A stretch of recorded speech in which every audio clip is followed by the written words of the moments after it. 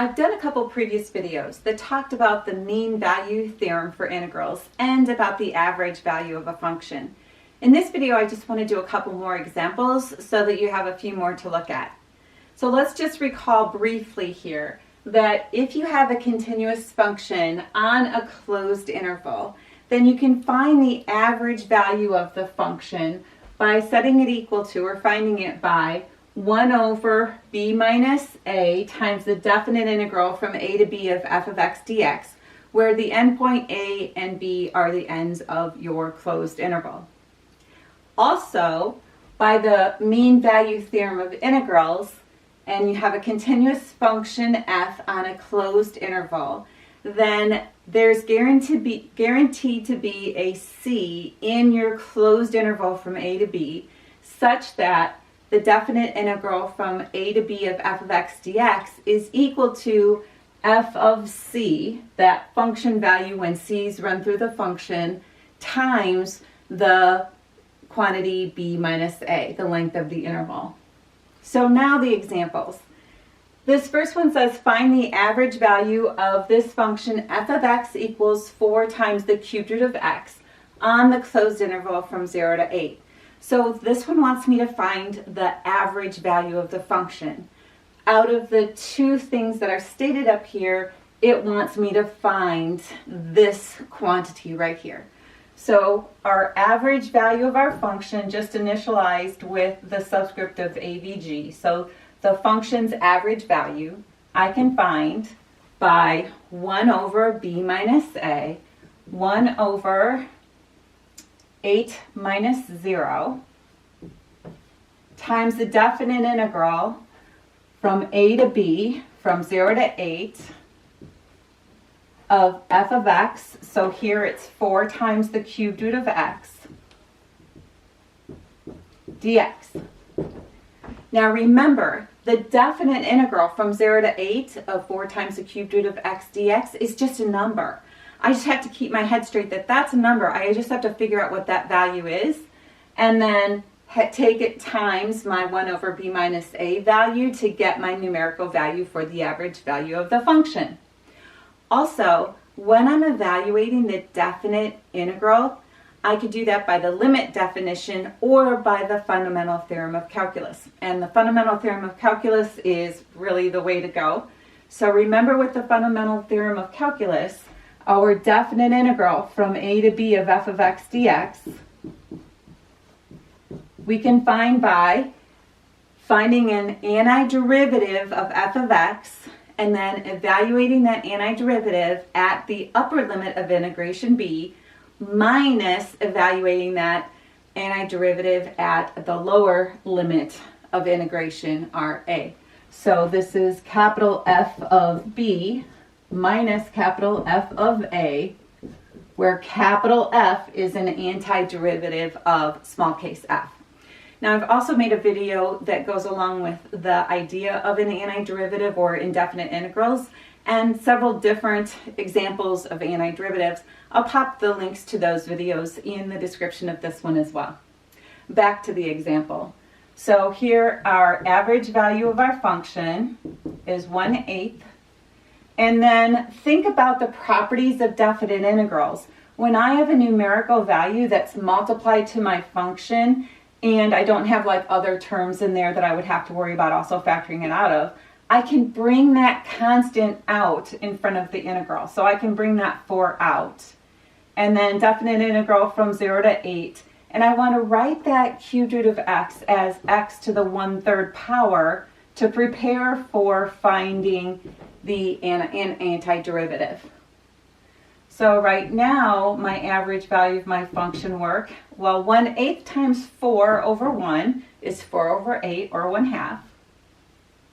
And antiderivative of x to the 1/3, remember, letter base to number power, as long as your number power is not -1, you integrate it by adding 1 to the exponent and dividing by that. So I keep my base of x, add 1 to 1/3, so 1/3 plus 3/3 is 4/3. And when I divide by 4/3, it's multiplying by 3/4. And I don't put the plus c because it's a definite integral, not an indefinite integral. What I do write is that vertical line from 0 to 8 to remind myself to plug in the endpoints. Now, this is just, again, a number times my variable expression. So I can actually factor this 3/4 out in this situation. I could leave it in as well. It will work out the same either way. I'm going to go ahead and factor it out. So I have my f sub average, my average value of my function. When I factor the 3/4 out, 1/2 times 3/4 is 3/8.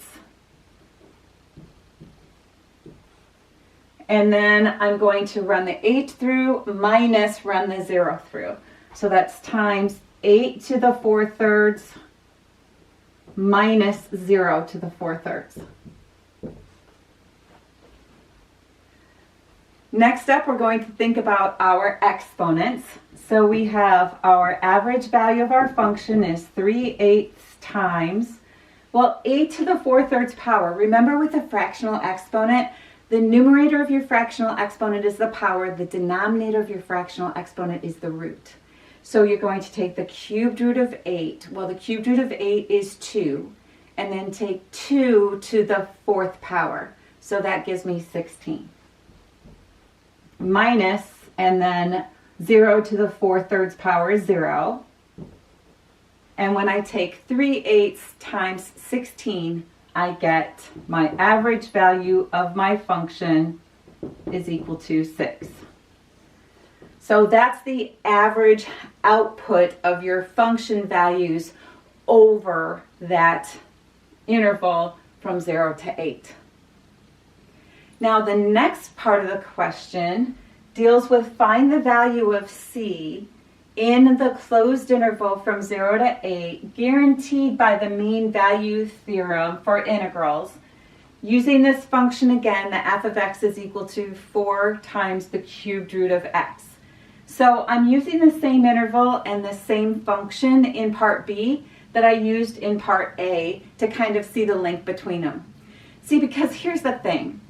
In the mean value theorem for integrals, you're actually finding the average function value through that interval. Your definite integral adds up all the function values along the interval. When I divide that total of function values by the length of the interval, I get the average function value output. The c that you're searching for in the mean value theorem for integrals is actually the input value you would use to run through the function so that it would produce that average value you got. So think of it this way. Your average value of your function is your average output number. The c that you're searching for in the mean value theorem for integrals is what input would you put through the function to get that average output value. So now, when I look at this, and I recall up here the mean value theorem for integrals, it says our definite integral from a to b of f of x dx is equal to f of c times b minus a.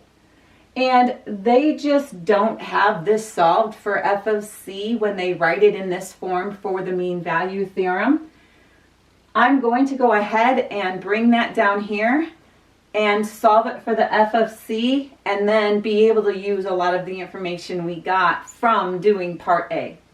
So when we look at this definite integral from a to b of f of x dx is equal to f of c times b minus a for some c in the interval. Divide both sides by b minus a, I get that my f of c is equal to 1 over b minus a times the definite integral from a to b of f of x dx. So your output f of c is actually the average value of the function over that closed interval. And so when I look at this, I just figured this number out. I just did all this work and I found out that this side for this particular question is 6.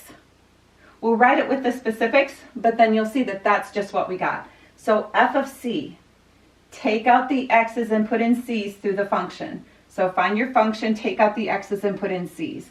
So this is 4 times the cubed root of c is equal to that 1 over 8 minus 0 times the definite integral from 0 to 8 of 4 times the cubed root of x dx.